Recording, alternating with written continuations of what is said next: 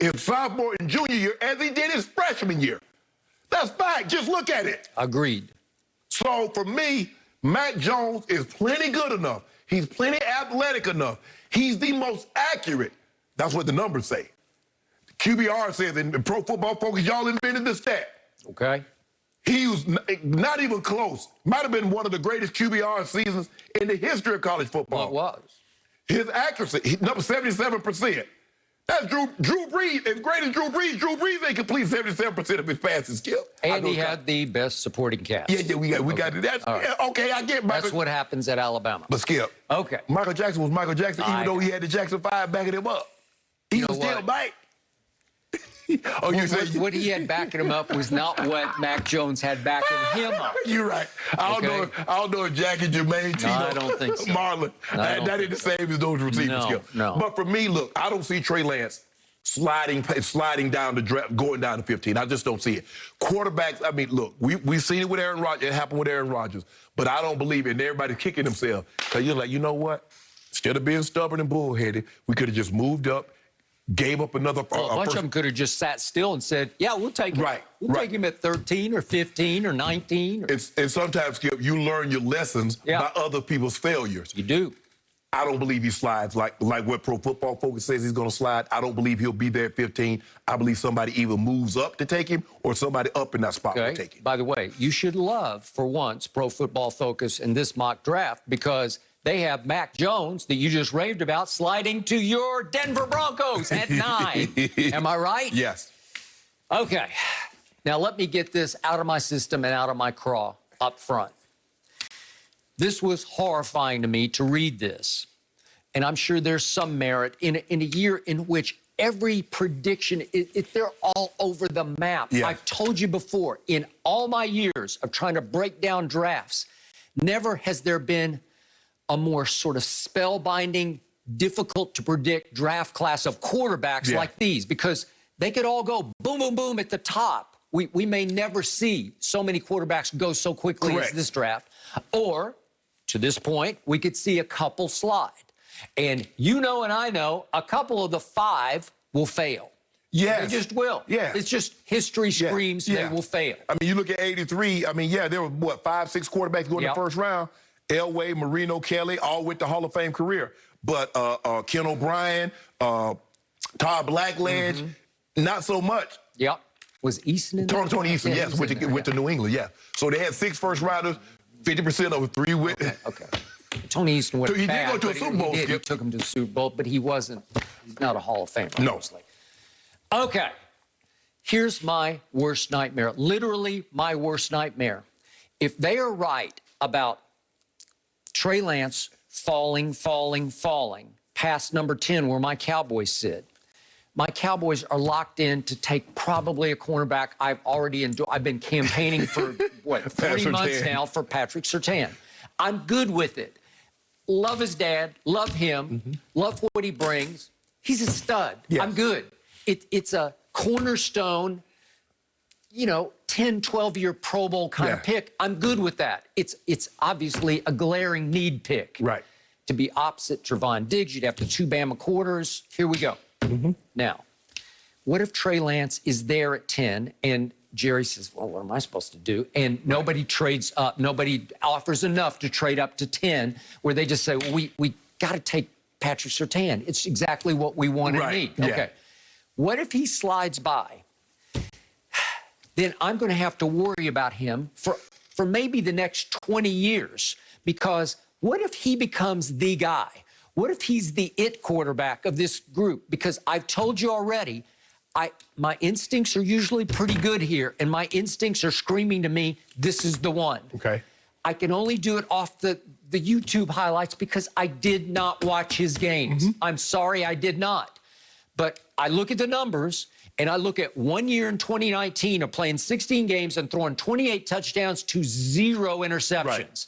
And again, one reason that Pro Football Focus has him falling is, and their little blurb on him at 15, is that his accuracy is a notch below the other first-round prospects.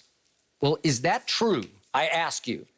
In that year in 2019, he completed 67% of his passes.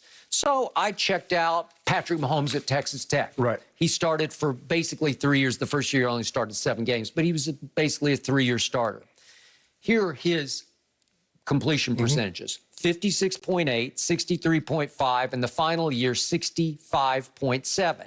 So even his best year, 65.7, was a couple of notches below 67% for Trey Lance. Well, am I going to condemn Patrick Mahomes for being only a career 63% passer? No. No, I won't, because to your point, he's become the best thrower of football in the National Football League, and he won an MVP and he won a Super Bowl MVP. I can't take that away. Right. And this did not predict it, what was his arc into pro football. Correct. It Yes. did not predict it. Yes. So 67% for Trey Lance in 16 That's games damn good. is good enough. Yeah. It's not 77% that you just threw out there, No. but it will work in pro football. Yes. So yesterday, Trey Lance had what they called a private workout, which I don't really understand, but they kind of closed it off to the media. There's some clips of him that are circulating on the internet. But my man Jordan Matthews from Vanderbilt University, who left Vanderbilt as the all-time career yards leader in the SEC, and he went on to do great things, very good things in Philadelphia, and right now he's without a team. But they needed somebody else to catch passes yesterday, so he went, and then obviously afterwards he just raved about Trey Lance's pro football future because he said he will be great. I don't doubt that. So now I'm back to my Cowboys.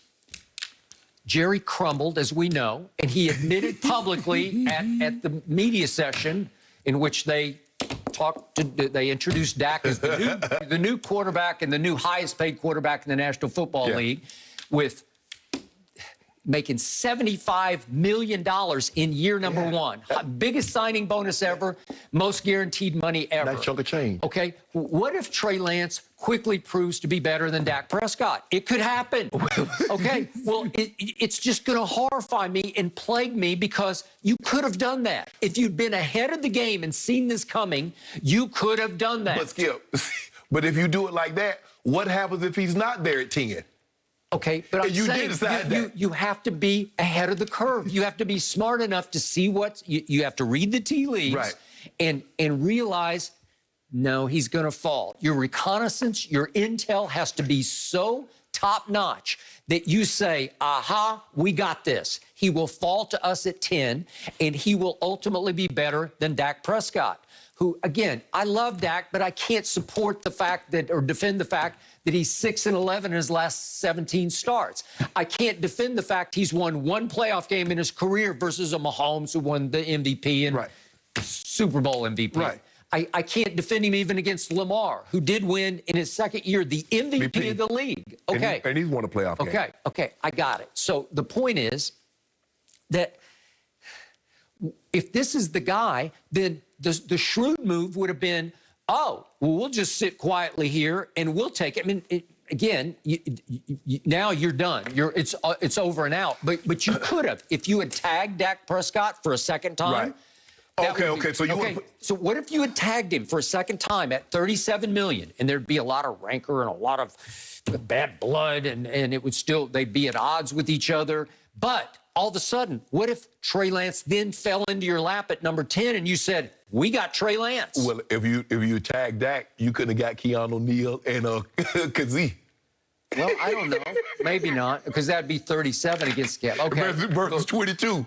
Okay, is Keanu Neal going to change life in Dallas? You said he was. You like Kazee. You like he can't play safety anymore, but he can play linebacker.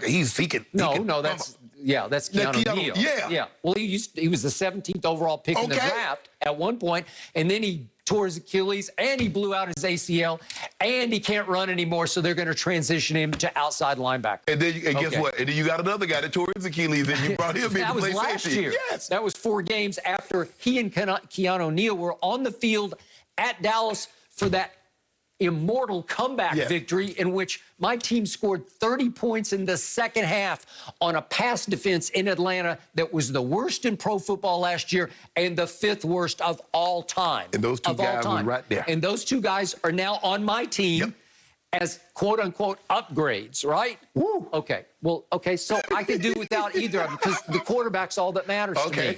So what if this guy is the guy? Yes. Well, what if you had him for 1 year while Dak was the starting quarterback and he just played out the string, and then you'd have to just let Dak walk and you'd say, here we go with Trey Lance. I'm just saying, if Trey Lance proves to be a perennial all-pro quarterback, then Dak was the wrong move, right? You can't.